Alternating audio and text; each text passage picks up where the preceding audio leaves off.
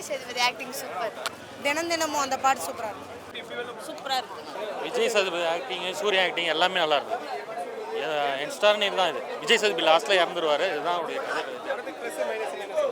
Plus minus first half கொஞ்சம் ஸ்லோவாக இருந்தது. செகண்ட் ஹாஃப் அது ஃபினிஷ் பண்ணாங்க. ஃபர்ஸ்ட் பார்ட்டு கனெக்ட் பண்ணுற மாதிரி தான் படம். இது இந்த இதோட தேர்ட் பார்ட்லாம் வராது. செகண்ட் பார்ட்டோட முடிஞ்சது. ஆமாம், எல்லாருக்கும் கனெக்ட். மியூசிக்லாம் தரமாக பண்ணியிருக்காரு. இளையராஜா பற்றி சொல்லணுமா, பக்காவாக இருக்கு.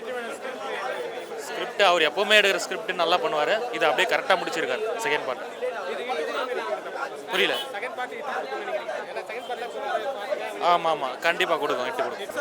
நான் எவ்வளோ பேசினாலும் நீங்கள் போட மாட்டீங்க. 10 நிமிஷம் தான் போடுறீங்க. இதில் விடுதலை, நம்ம நாட்டுக்கு எப்படி விடுதலை கிடைச்சிருக்கோ அதுதான் இந்த படத்தில் சொல்ல வராங்க. நம்மளை எந்த அளவுக்கு அடிமைத்தனமாக இவங்க வச்சுருக்காங்க, அந்த அடிமைத்தனத்தை தான் இவங்க சொல்கிறாங்க. நல்லா இருக்குது படத்தில். வேலையில் நம்ம வேலை செய்யும்போது சூப்பர்வைசர், மேனேஜர் நம்மளை கொடுமைப்படுத்துகிறாங்க. அதை தான் இவங்க இந்த படத்தில் எடுத்து சொல்லியிருக்காங்க. அதுபோல் நம்மளுக்கு ஒரு விடுதலை கிடைக்கணும், ஒரு புரட்சி கிடைக்கணும். அந்த புரட்சிக்காக நான் வரேன். என் வேலையில் நான் போய் புரட்சி பண்ண போகிறேன். அதுதான் இந்த படத்தில் எடுத்து சொல்லியிருக்காங்க. ரொம்ப அருமையாக காட்சிகள் இருக்குது. கடைசியில் என் தலைவனை சாவடித்து ரொம்ப சென்டிமெண்ட்டில் ஆக்கிட்டாங்க. ரொம்ப கஷ்டமாக இருக்குது. ஆனால் இளையராஜா ஐயா போட்டிருக்காரு பாட்டு. அவர் பழையசில் எப்படி போட்டாரோ அதே போல் இப்பயும் போட்டிருக்காரு பாட்டெல்லாம் நம்ம ஹெட்செட்டில் போட்டு கேட்டு அழகாக தூங்கலாம். அந்த அளவுக்கு ஒரு பாட்டை போட்டிருக்காரு. நல்லா இருக்கு. நீங்களும் பாருங்கள் இந்த படத்தை. நன்றி, வணக்கம். இந்த படத்தை எல்லாருமே பார்க்கலாம். ஏன்னா இந்த படத்தை போட்டிருக்காங்க. நீங்கள் ஏவை விட்டுருங்க. படத்தை நல்லா சோசியல் மெசேஜை பாருங்கள். நன்றி, வணக்கம். 2 பாட்டுமே நல்லா தான் இருக்குது. இதில் நம்ம குறைய சொல்லவே தேவையில்லை.